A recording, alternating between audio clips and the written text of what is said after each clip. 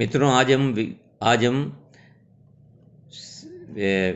व्यावसायिक प्रशासन विभाग के सेकंड भाग यानी कि जो विज्ञापन है एवं सेल्स प्रबंध, एडवर्टाइजिंग और सेल्स मैनेजमेंट का जो पोर्शन है उस पर आज हम बात करेंगे।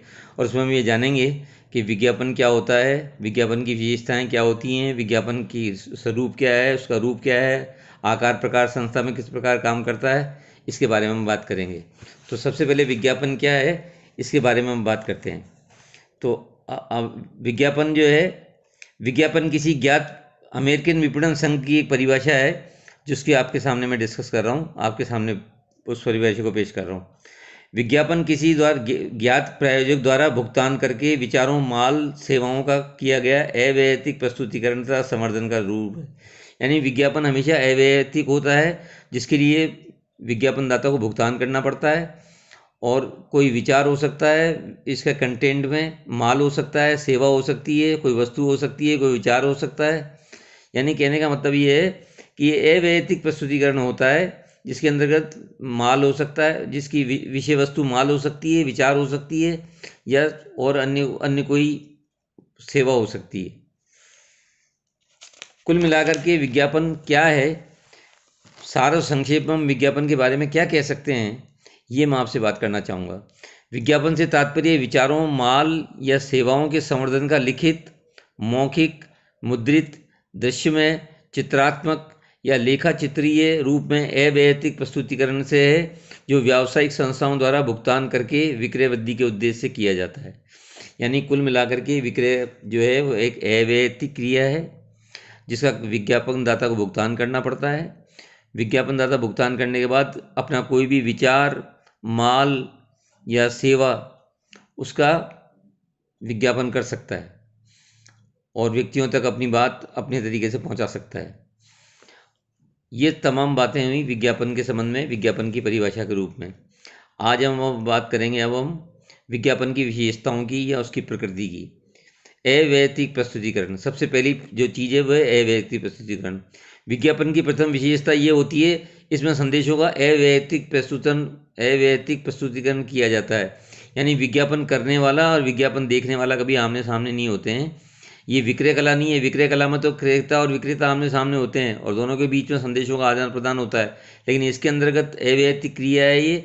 इसमें विज्ञापन करने वाला विज्ञापन करके चला जाएगा और जब भी उसे देखने वाला जब भी कभी वहाँ से निकलेगा या गुजरेगा तो देख लेगा और विज्ञापन का उद्देश्य पूरा हो जाएगा। इसके बाद है सार्वजनिक प्रस्तुतिकरण।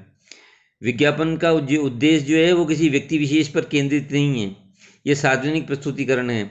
यानी कि जन समूह को ध्यान में रख करके विज्ञापन किया जाता है। जन समूह के माध्यमों को हम जन समूह से जुड़े हुए जितने भी माध्यम हैं उससे प्रसारित किया जाता है।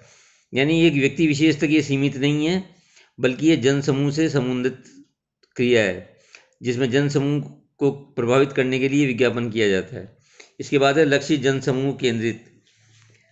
विज्ञापन की विशेषता एक ये भी है कि विशिष्ट जन समूह अथवा दर्शकों, पाठकों, श्रोताओं के समूह को लक्ष्य बना करके और केंद्र बिंदु मान करके किया जाता है। और जन समूह के अंतर्गत रिटेलर भी हो सकते हैं, होलसेलर भी हो सकते हैं, निर्माताओं के कच्चे माल को पक्के माल में परिवर्तित करने वाले जो मैन्युफैक्चरर हैं वो भी हो सकते हैं। और आयु लिंग के आधार पर बच्चे हो सकते हैं, किशोर हो सकते हैं, वयस्क हो सकते हैं, स्त्री हो सकती है, पुरुष हो सकता है। यानी कहने का मतलब ये कि ये लक्ष्य जनसमूह से केंद्रित से होकर के ही विज्ञापन किया जाता है। इसके बाद है निश्चित प्रायोजक। प्रत्येक विज्ञापक का एक निश्चित प्रायोजक होता है जो विज्ञापन के अंतर्गत नीचे अपना नाम देता है। प्रत्येक विज्ञापन करने वाला व्यक्ति अपना नाम विज्ञापन के नीचे नीचे देगा, जो इस बात को बताएगा कि उसका प्रायोजक कौन है और उससे प्रायोजक ज्ञात हो जाता है या विज्ञापनदाता का नाम ज्ञात हो जाता है। इसके बाद है नेक्स्ट है प्रायोजक द्वारा भुगतान। विज्ञापन फ्री सर्विस नहीं है। विज्ञापन के लिए बाकायदा भुगतान किया जाता है। जिस भी विज्ञापन एजेंसी या विज्ञापन माध्यम आपका प्रचार या प्रसार करेगा या विज्ञापन करेगा वो आपसे पैसे लेगा, यानी कि भुगतान आपको करना पड़ेगा। ये खास बात होती है। आजकल समाचार पत्रों, टीवी आदि पर दानदाताओं द्वारा दान में उपलब्ध किया जाता है।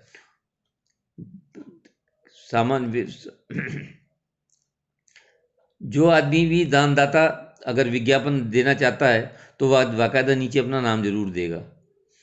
इसके बाद है विचार, माल, सेवा आदि का विज्ञापन। विज्ञापन में कोई विचार, विज्ञापन की विषय वस्तु कोई विचार हो सकती है, कोई माल हो सकती है, कोई सेवा हो सकती है। अब जैसे कई विज्ञापन किए जाते हैं, इसी प्रकार से उत्पादों के साथ साथ धूम्रपान, बाल विवाह के विरुद्ध विचारों को प्रकट करना, क्रिकेट मैच का प्रसारण करना, पर्यटन स्थल के स्थानों का वर्णन करना, शिक्षण और स्वास्थ्य आदि के विज्ञापन भी हमें देखने सुनने को मिलते ही हैं। तो यानी कुल मिलाकर के विचार, माल और सेवा आदि का विज्ञापन की विषय वस्तु के रूप में गिना जाता है। पाठकों, श्रोताओं आदि। सामान्यतः विज्ञापन का उद्देश्य इसके पाठक, श्रोताओं, दर्शकों आदि को विज्ञापन की भावनाओं के अनुरूप व्यवहार करने के लिए प्रेरित करने के उद्देश्य से विज्ञापन किया जाता है। कभी कभी कुछ विज्ञापनों का उद्देश्य केवल पाठकों, श्रोताओं आदि को किसी विचार, उत्पाद, सेवा, घटना अथवा संस्था के संबंध में जानकारी देकर के अवगत कराना ही होता है। नियंत्रित संदेश। विज्ञापन द्वारा किए जाने वाले संदेश की विषय वस्तु पर विज्ञापन दाता का पूर्ण नियंत्रण होता है। प्रचार में नियंत्रण नहीं होता है, लेकिन विज्ञापन की विषय वस्तु के ऊपर जो है वो विज्ञापन दाता का पूर्ण नियंत्रण होगा। जिस रूप में, जिस विधि से और जिस माध्यम से प्रायोजक या विज्ञापक उसे प्रस्तुत करना चाहता है वो उसी रूप में उसे करेगा। प्रचार प्रसार में ऐसा नहीं हो सकता। प्रचार प्रसार पर कोई नियंत्रण नहीं होता, लेकिन विज्ञापन के ऊपर बाकायदा नियंत्रण विज्ञापन दाता का होता है। इसके बाद है अनुनय। विज्ञापन जो है वो अपने आप में एक अनुनय करने की या विनय करने की प्रक्रिया मात्र है, जिसके अंतर्गत ग्राहकों को प्रेरित किया जाता है कि वो वस्तुएं, सेवाएं, माल या विचार आदि को खरीदें।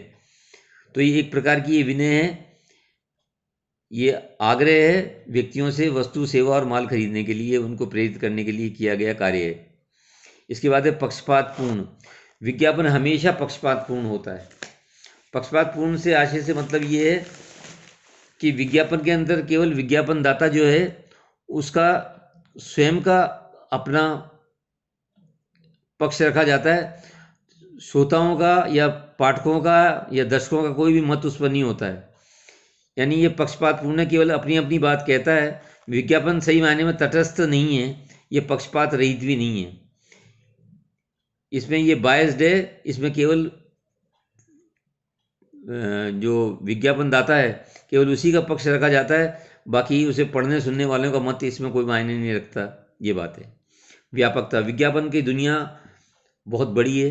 विज्ञापन आज दुनिया के हर क्षेत्र में पहुंच गया है। क्षेत्र चाहे कैसा भी हो, आर्थिक, धार्मिक, राजनीतिक, कैसा भी क्षेत्र हो, सभी क्षेत्रों में इसकी पहुंच है। इसकी पहुंच की कोई सीमा नहीं है और न ही कोई नियंत्रण है। संवर्धनात्मक मिश्रण।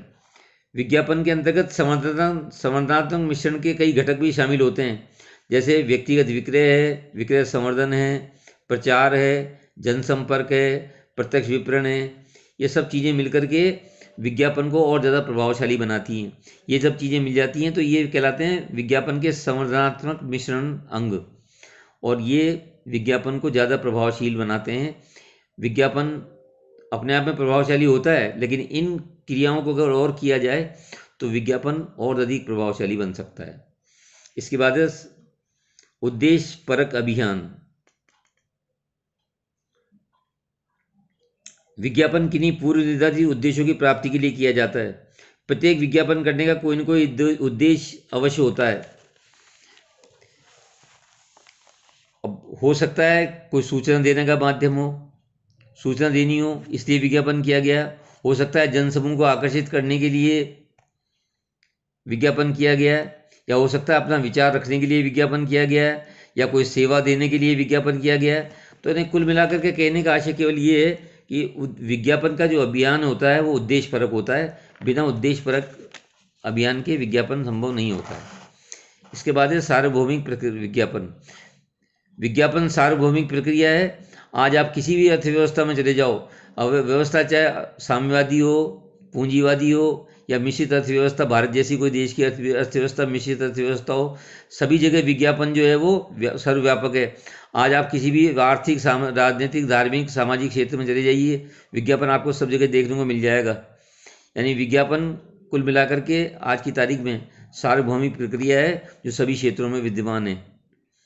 विभिन्न माध्यम, विज्ञापन के विभिन्न माध्यम हो सकते हैं। रेडियो है, टीवी है, इंटरनेट है, पोस्टर है, बोर्ड हैं, बैनर हैं, पोस्टर हैं, स्टिकर हैं, कैलेंडर हैं, डायरियाँ हैं, साइन बोर्ड हैं, टी शर्ट हैं।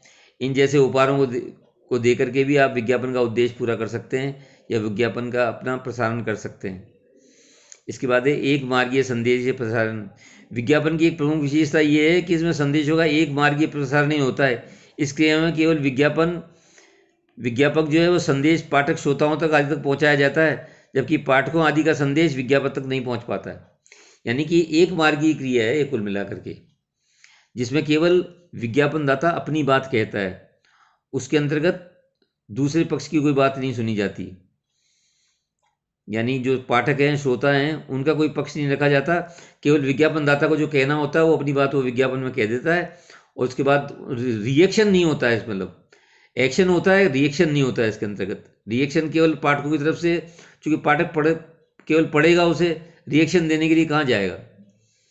तो ये कुछ लोगों का ऐसा मानना है कि एकल मार्गीय प्रसारण है। नेक्स्ट है अकेला विज्ञापन विक्रय करने में असक्षम है।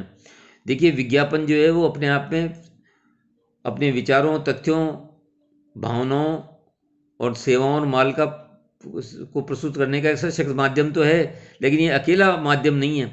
जब तक कई अन्य घटक इसके साथ शामिल नहीं होंगे तब तक ये ज़्यादा महत्वपूर्ण नहीं बन पाएगा।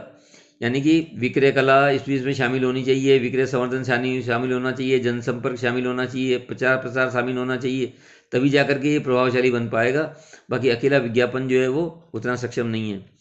नेक्स्ट है संस्थागत स्वरूप। आज का विज्ञापन संस्थागत स्वरूप लेता जा रहा है। अनेक राष्ट्रीय व अंतर्राष्ट्रीय स्तर पर पेशेवर संगठन और एजेंसियां विज्ञापन करने के लिए आगे आ गई हैं, कार्य कर रहे हैं, और पेशेवर संगठन तो इसके अंदर बहुत महत्वपूर्ण रोल निभा रहे हैं आजकल। अब विज्ञापन दाता केवल विज्ञापन एजेंसियों को विज्ञापन देकर के फ्री हो जाता है, वही उसका रंग रूप, डिजाइन और प्रारूप तय करती हैं। इसके बाद नियमन एवं नियंत्रण। आधुनिक युग में विज्ञापन का नियमन एवं नियंत्रण किया जाता है। इसके लिए पृथक से कानून बना रखे हैं। विज्ञापन का सामाजिक स्तर पर भी नियंत्रण होने लगा है। गैर सरकारी संगठनों में विज्ञापन को आचार संहिता का निर्धारण किया जाता है। यानी कि विज्ञापन को स्वतंत्र नहीं छोड़ रखा है, इसके ऊपर भी बाकायदा नियंत्रण है, और नियंत्रण के साथ साथ नियंत्रण किया जाता है, आचार संहिताओं का पालन किया जाता है, इसी के बाद ही विज्ञापन किया जाता है। कुछ कार्यों के समान किंतु भिन्न। विज्ञापन सर्वसमाधान मिश्रण के कुछ घटकों का यथा प्रचार, विक्रय कला, विक्रय संवर्धन आदि के समीप समान कुछ लक्षण अवश्य पाए जाते हैं, किंतु विज्ञापन इन सबसे भिन्न है। विज्ञापन की इन क्रियाओं से भिन्नता को आगे कुछ शीर्षकों के अंदर भी स्पष्ट किया जाएगा। ये विज्ञापन की कुछ प्रमुख विशेषताएं हुई।